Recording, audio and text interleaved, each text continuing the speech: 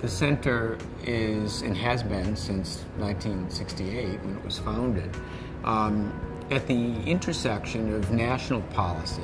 You know, it has an office in Washington. It has credibility in relationships with policymakers.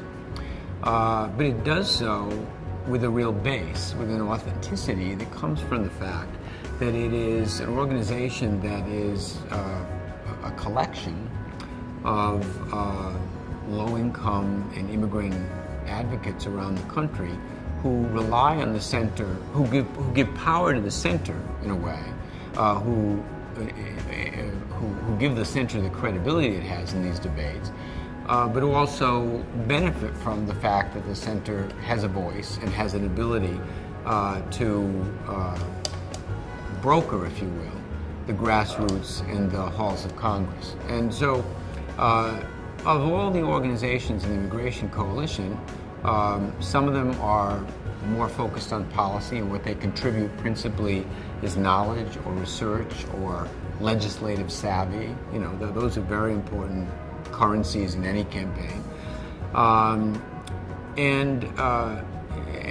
The center has some of that, to be sure, but it also has, a genuine base. It can turn people out. It knows what's going on the ground from Iowa to Alabama to Wisconsin. And it is that intersection which is so critically important for these issues.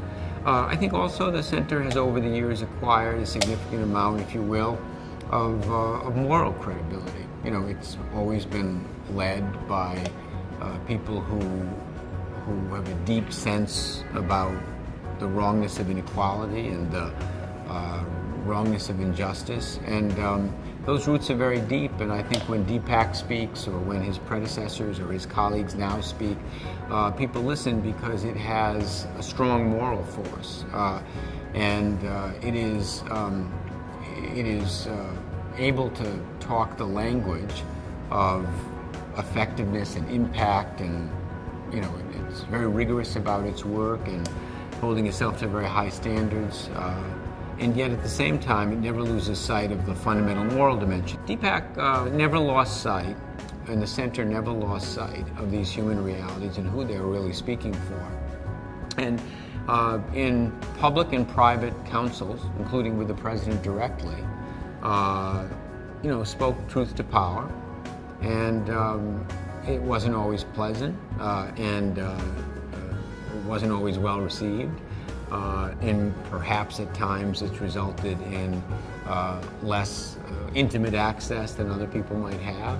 And it certainly resulted for Deepak and some other people in the center at being on the receiving end of angry phone calls. But that's the job of people whose job is not to worry too much about the comfort level of the administration or the insecurities and sensitivities of people in power, but to worry about what is best, for the tens or hundreds of millions of people, low-income people, that the center speaks for.